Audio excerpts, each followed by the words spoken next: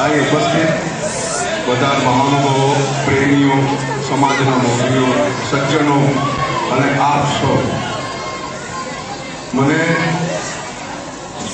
એક મારી છાતી પર જાણે બહુ મોટો પથ્થર રખાયો એવી મને લાગણી થાય છે કે આટલા બધા લોકોનો પ્રેમ, આટલા બધા લોકોનો વિશ્વાસ મારો, આટલા બધા લોકોનો ભરોસો મારો. હું ભગવાન અલ્લાહ પરવરદિગારને પ્રાર્થના કરું કે મને શક્તિ આપે, જેથી તમને જે વચનો આપું કે તમને જે હું જે મારા મુદ્દાઓ કહું એ હું પરિપૂર્ણ કરી શકું એવી ભગવાન મને શક્તિ આપે. કારણ કે આવા કાર્યકરો હોય તો કોઈ પણ માણસ જંગ જીતી જાય હું દ્રઢપણે માનું છું. કારણ કે કોઈ પણ નેતા કાર્યકર વગર સાવ અધૂરો હોય. હું વર્ષોથી જોતો આવ્યો, કારણ કે હું 2007માં જ્યારે પ્રચાર માટે નીકળતો હતો ત્યારે પણ જોતો, મારી જોડે પાર્થભાઈ રાવલ હતો, એને જોતો હતો કે માણસ કેવી રીતે સંચાલન કરે છે, કેવી રીતે. ત્યારે મને ખબર પડી કે કાર્યકર્તા એટલે શું છે. કાર્યકર્તા એટલે પાર્ટીમાં વહેતું લોહી છે. જો આ લોહી વહેતું બંધ થઈ જાય તો પાર્ટીને લંગો મારી જાય, તૂટી થઈ જાય પાર્ટી. એટલે આવા કાર્યકર્તાઓ છે. હું તમને મહત્વની વાત તમને કહી દઉં, હું તમારી સામે ફિલ્મ કલાકાર તરીકે નથી ઉભો.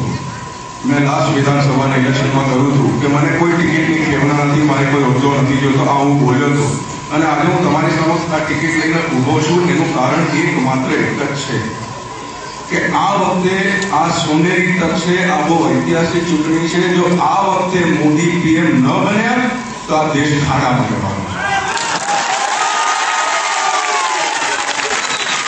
અરવિંદ કેજરીવાલ રુદ્રસ ખાતા હોય, કોંગ્રેસ વાળા માલ ખાતા હોય અને મોદી બિચારા નકામી કાવળ ખાતા હોય. એટલે આપણે જો મોદીને પીએમ બનાવીને નહીં મોકલીએ તો આ દેશનું ધનોત્પનોત થઈ જવાનું છે. આપણે શું જોઈ રહ્યા છીએ, મારે તમને લાંબુ ભાષણ આપવાની જરૂર નથી. એટલે જ્યારે આ તક મને મળી કે આ એક વખત એવો છે કે જ્યારે દેશમાં એક સારો માણસ મળ્યો છે, દેશને એક સારો માણસ મળ્યો છે, ત્યારે એના પડખે ઉભા રહેવું, એને સાથ આપવો, બધી રીતે એને સાથ ન આપવો તો માનવું ધાવણ લાગે.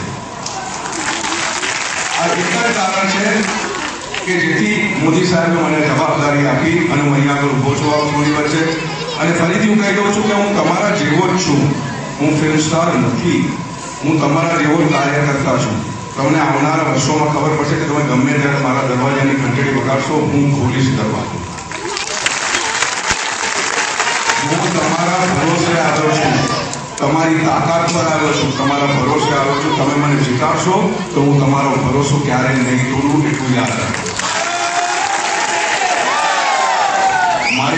મારા મા બાપના સંસ્કાર, મારા સ્કૂલના ટીચરોના સંસ્કારે મને ખોટું બોલતા નથી શીખવાડ્યું.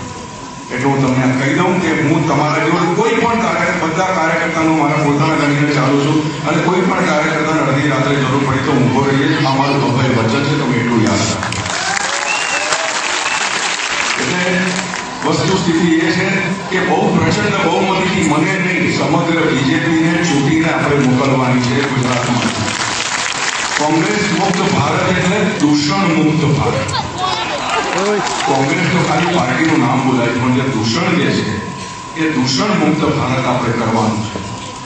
એટલે આ બહુ સોનેરી અવસર છે, ઐતિહાસિક ચૂંટણી છે. કારણ કે સરદાર પટેલ વડાપ્રધાન બનતા રહી ગયા કોઈ અકલ કારણોસર. કારણ કે મેં સરદાર પટેલ પિક્ચર કરી છે, મને ખબર છે કે શું કારણો ત્યારે સરદાર પટેલને પ્રધાનમંત્રી નહોતા બનાવવામાં આવ્યા.